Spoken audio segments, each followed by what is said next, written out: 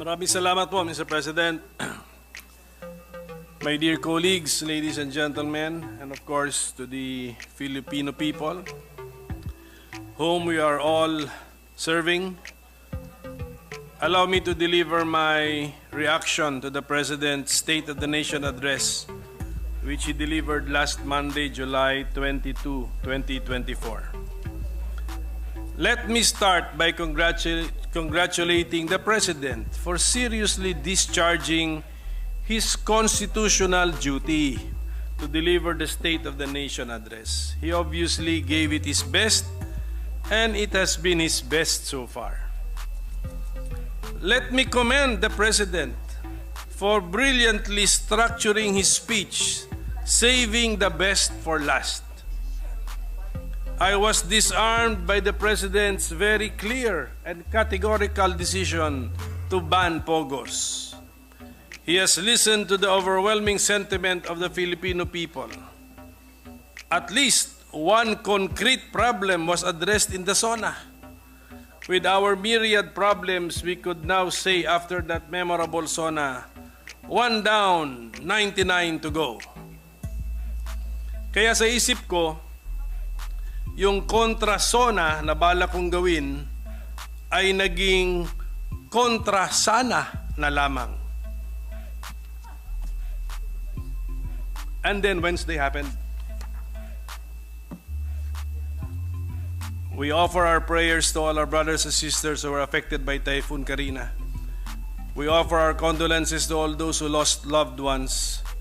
We stand ready to help those affected, and I ask the Senate leadership to relax our regulations, just as the previous Senate presidents have done, so that each office can be allowed to extend additional help to the typhoon victims.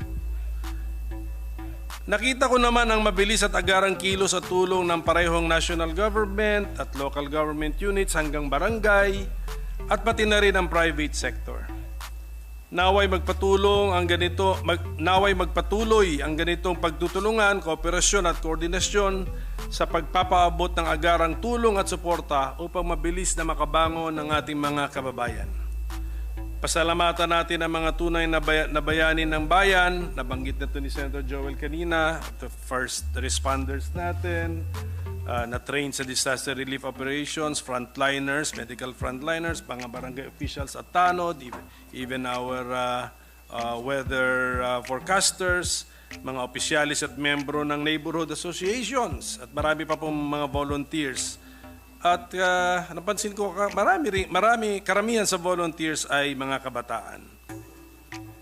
At dahil sa tayo nagpapasalamat na rin, allow me to extend my heartfelt gratitude to the United Arab Emirates. At sila po ay magpapadala ng isang plane load of relief goods in a total quantity of 800,000 kilograms. And it will be arriving this week, Mr. President. Ito po ang akin namang personal na karanasan. Noong panahon ni Ondoy sa taong 2009, ako ay lumusong sa tubig baha doon sa bahay namin sa Marikina. Pansinin natin yung mga taon, 2009. Noong 2020, dahil naman kay Ulysses, kinailangan naman natin sumaklolo sa mga mahal sa buhay sa 2 lugar sa Marikina. Noong nakalipas na Miyerkules, July 24, 2024, lubog na naman sa matinding baha ang Marikina, Metro Manila, Bulacan, Pampanga at marami pa pong ibang mga lugar. Nung nangyari ang Ondoy, ang sabi sa akin, huwag kang mag-alala kasi once in a lifetime lang yung pangyayaring yan. Mukhang yung once in a lifetime na pangyayari ay naging once in 10 years at ngayon ay once in 5 years na. Sana nga umabot sa 5 years kasi 4 years pa lang pala ang pagitan nila Ulysses at Karina. We therefore have no choice but to ask hard questions for and on behalf of the Filipino people. According to the President in Isona, ngayon sa pagpihit ng panahon, ang hagupit ng La Nina at mga matinding pag-ulan naman ang ating binabantayan at pinaghahandaan. mahigit 5,500 flood control projects ang natapos na at marami pang iba ang kasalukuyang ginagawa sa buong bansa. According to a budget expert who has analyzed our annual budget laws, we have allocated at least 1.14 trillion pesos for flood control and flood management projects from 2015 to 2024. That figure is taken just from analyzing the budget of the DPWH. That's close to 1/3 of the DPWH budget, and it goes to flood control. 557 billion pesos of this 1.14 trillion pesos allocated for fighting floods has been allocated under this administration. So in 2022, 129 billion, in 2023, 183 billion, in 2024, 245 billion pesos. So, I will have to ask this question, at hindi ko gagamitin yung millennial way of asking this, ayusin ko pagtanong dito. Ano ang nangyari? Hindi pwedeng ipasa ang blame sa high tide. Kasi wala namang flood control project na pang low tide lamang. Hindi rin pwedeng ipasa ang blame sa rumaragasang tubig kasi hindi ba kasama na yan sa definition ng flood? In Metro Manila alone, the impact of poor flood management is felt. This makes us ask what exactly the Metro Manila Development Authority is doing with taxpayer money for flood control. In 2022, it was 1.4 billion pesos. In 2023, 351 million pesos. In 2024, 455 million pesos. Let us also not use climate change as the scapegoat. If the theory is correct, then our climate has been changing due to human behavior since the beginning of the Industrial Revolution in the 1700s. So meron kami factual dispute ni Senator Joel Villanueva kasi sabi niya sa panahon pa ni Limahong eh. We have a difference of 300 years, Mr. President. Okay.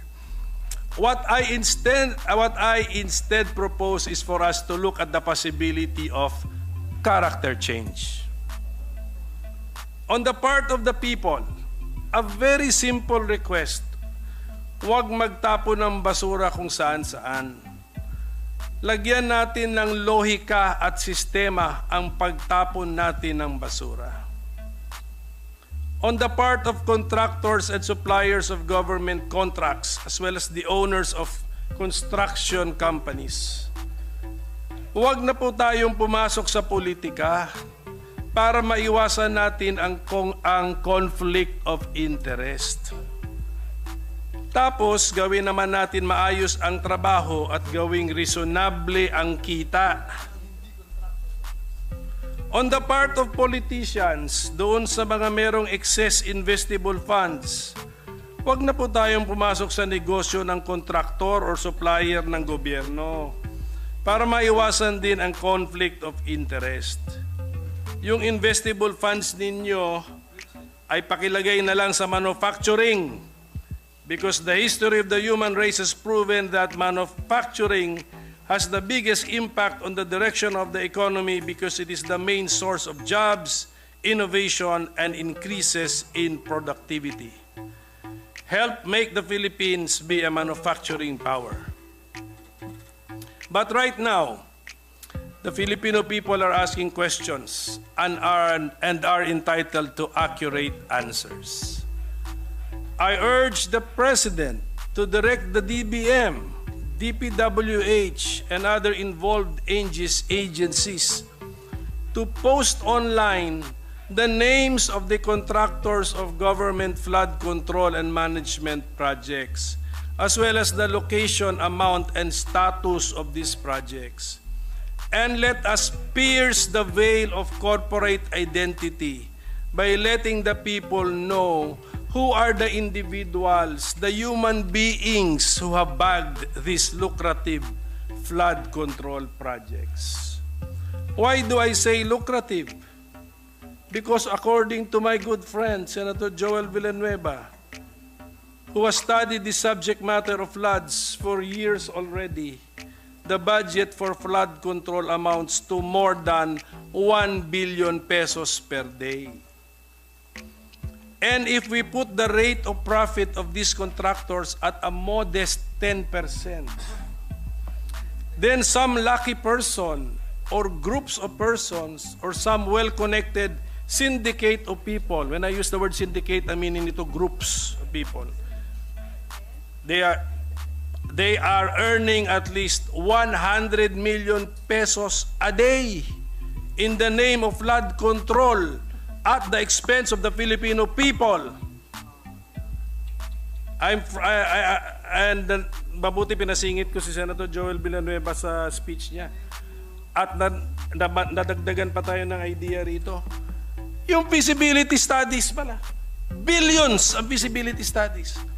Yung flood control projects in place right now also spent for feasibility studies. So they are not feasible, Mr. President. I'm afraid there's no friendly way to say this, Mr. President. The people deserve accountability. We therefore need to revisit our country's flood control and infrastructure program, and I wish our Chairman, Senator Bong Revilla, all the best on Thursday. On Thursday, when he conducts his hearing, Mr. President. And we need to review too the entire budget process where these are provided for. So I welcome the manifestation of Senator Bato de la Rosa earlier, that he will really take an active role in examining the proposed 2025 budget, Mr. President. On the national budget, the President said, we look to the cooperation of our colleagues in the legislature. Not only that our proposed national budget be approved in your usual timely manner, but that it be adhered to as closely as possible. That phrase, pansinin niyo yung phrase, that it be adhered to as closely as possible, to my mind appears to be a very polite request from the President for Congress to respect the constitutional mandate not to exceed the appropriations proposed by the President, including the matter of unprogrammed appropriations. Kung dito kayo sa Senado, ayaw nyo makinig sa minority, makinig naman kayo sa Presidente.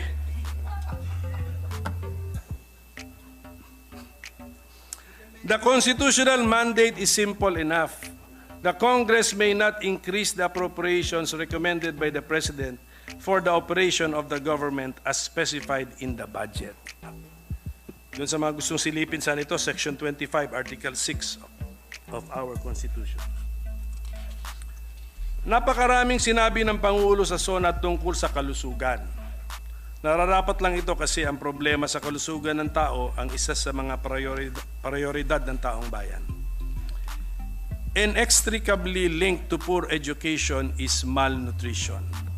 According to the World Bank, our country ranks 5th among countries in the East Asia and Pacific region with the highest prevalence of stunting, and is among the top 10 countries in the world with the highest number of stunted children. To quote the World Bank report, good nutrition is a foundation for economic prosperity, and investments in nutrition are highly cost-effective. For this reason, I urge this administration to provide strong support to nutrition. Many of the President's health-related pronouncements in the SONA involved PhilHealth. Kaya nakakapagtaka kung bakit babawiin ng national government ang fund balance or reserve funds ng PhilHealth na nagkakahalaga ng mahigit kumulang 90 billion pesos sa ilalim ng fourth trigger for funding the items under unprogrammed appropriations in the 2024 GAA. na marami naman dito ay walang kinalaman sa kalusugan ng taong bayan. Siguro pagdating ng tamang panahon ay matatanong natin at bakit parang merong inconsistency sa mga kilos po sa executive branch. I applaud the strides that PhilHealth has made as mentioned by the President in his SONA. However, these achievements must not distract us from the fact that PhilHealth is still marred by scandals. Per reports, PhilHealth has lost 154 billion pesos to various forms of fraud such as reimbursements for ghost dialysis, overpayments, false claims, and upcasing of common ailments. Just last year, a cyber attack by the Medusa ransomware stole data held by PhilHealth, some of which are now on the dark web. So in short, PhilHealth itself is ailing. Meanwhile, the Private Hospitals Association of the Philippines is appealing to PhilHealth to settle its unpaid claims amounting to more than 6 billion pesos. Previous receivables of private health facilities remain in the form of denied, in process, and return to hospital claims, according to PHAPI. Clearly, a review of PhilHealth's charter is imperative, if not also a downright replacement of its leadership. Bakit ba marami pa ang humihingi sa ating mga politiko ng financial assistance kung ang ganda na nitong ating PhilHealth packages tapos mandatory coverage naman ang lahat ng Pilipino? Nangangahulugan na may hindi tama sa sistema. Regarding mental health, this is more than just the prevention of suicide. I hope the mental health programs of both the DOH and PhilHealth announced by the President are broad enough to cover autism and other neurological and developmental disorders that affect how people interact with each other, communicate, learn, and behave. How can we help the families taking care of persons with mental health conditions in addition to the exemption from VAT of certain medicines? How can we extend assistance to the schools, orphanages, and other entities like charitable organizations which are focusing on this neglected and close to forgotten portion of our society? And when we talk about health, let us not forget about dental health. I never heard about dental health in the SONA. I hope the DOH and PhilHealth, out of their own initiatives, can launch similar comprehensive dental health plans, packages, and benefits. My main takeaway from the statements of the President on health is that the amounts of the benefits are rising. However, someone should also be looking at the other side of the equation. The costs of medical procedures, hospital care, diagnostic procedures, medical examinations and tests, medicines and other supplies must not be allowed to spiral out of control. Medical bills are driving even those with decent salaries into poverty. Many Filipinos are avoiding essential treatments or procedures because of the high costs. Essential medicines in the Philippines cost at least 3 times more than in other countries. Vaccine wastage exacerbates our problems by contributing to government financial losses and depleting other critical health resources. Mr. President, the inequities and challenges in our healthcare system demands immediate and focused action. The Senate minority stands ready to help. I wholeheartedly agree with what the President said about education. The educational system must be calibrated to improve levels of literacy, numeracy, critical thinking, and problem-solving skills among the youth.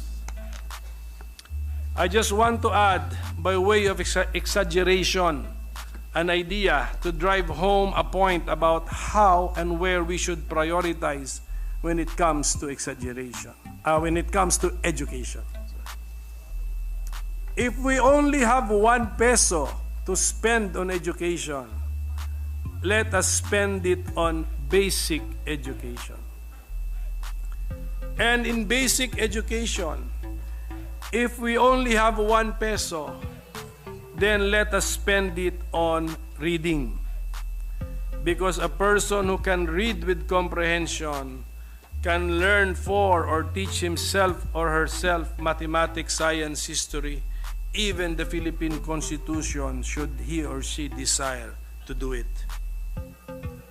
A quote by Rizal scholar Rado Gatchalian becomes relevant. Rizal's misfortune is that he left great volumes of literary works and letters to a nation that does not read. Because Filipinos do not read, our country does not progress as a reflective society.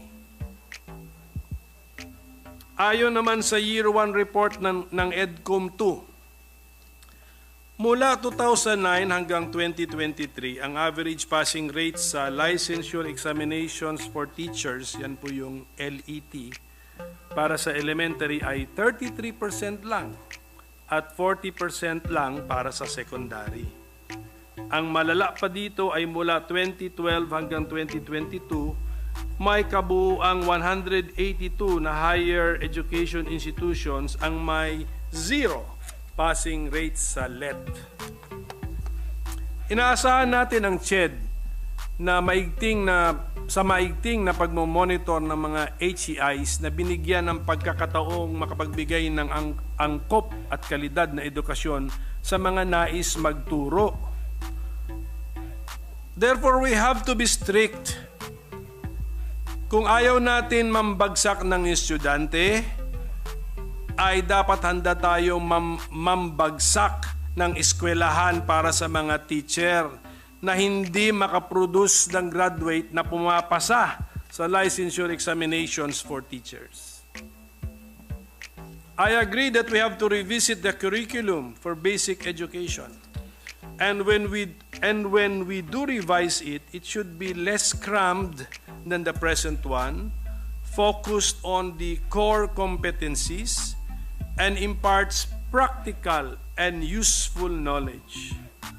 None of our students must ever get the feeling that he or she is wasting his or her time in school. Ang pagtaas ng presyo ng bilihin, kasama na ng pagkain, ay maaari na nating tawagin na inflation. Inflation refers to the general increase in the prices of goods and services in an economy over time. It means that the purchasing power of money decreases as prices rise.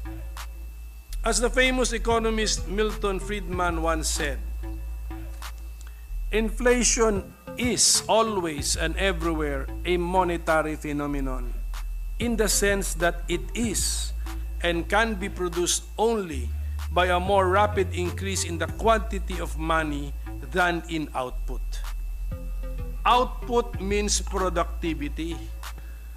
Kaya tama ang presidente nung sinabi niya na lokal na production pa rin ang ating mas bibigyan ng halaga kung patuloy nating sinusuportahan ang sektor ng agrikultura upang kaya patuloy nating sinusuportahan ang sektor ng agrikultura upang mapabilis, mapadali at mapalakas ang produksyon.